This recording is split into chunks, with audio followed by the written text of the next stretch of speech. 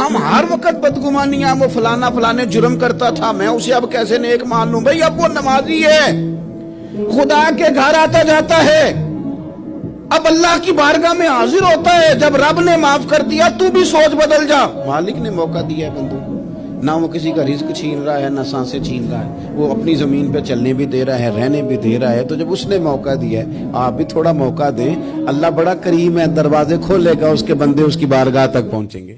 یہ تو بدگمانیاں ہوتی ہیں نا، بدگمانیاں یہ دلوں کو سخت کر دیتی ہیں۔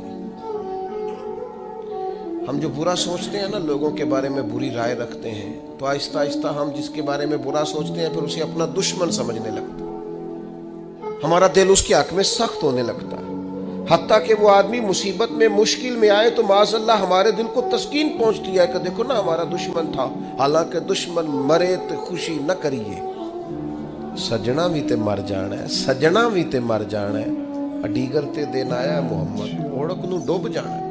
میرے عزیز، یہ بہت بدگمانیاں، بہت ایک پڑھا لکھا نوجوان ایک دن آیا اور ایم فل کر رہا ہے بچہ،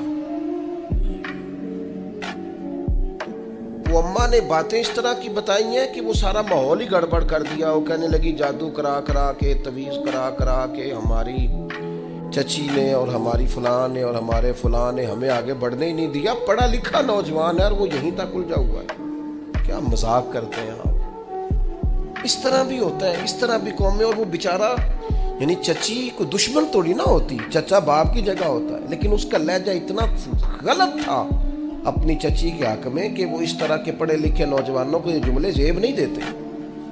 ہمارا عجیب انداز ہے، ہم نے اپنے بچوں کے ذہن پکے کر دیے، تم نے بڑا آگے جانا تھا، تویزوں کی وجہ سے پیچھے رہ گئے۔ تو یہ جو جتنے لوگ چلے گئے انگریز ٹیکنالوجی بنا گئے اور کہاں سے کہاں پہنچ گئے، ان کو تویز ہی نہیں ملا میرا خیال ہے کوئی کرانے کے لیے، وہ نکل گئے آگے اور ان کو تویز ہوتے رہے۔ کیا مطلب، آپ قوم کو کہاں کھڑا کرنا چاہتے ہیں؟ بدگمانیاں، دل سخت ایک دوسرے کے لیے۔ مہربانی کریں ذرا تھوڑا سا واپس آئیں اپنی اصل زندگی میں، جو اسلام نے سکھایا ہے اس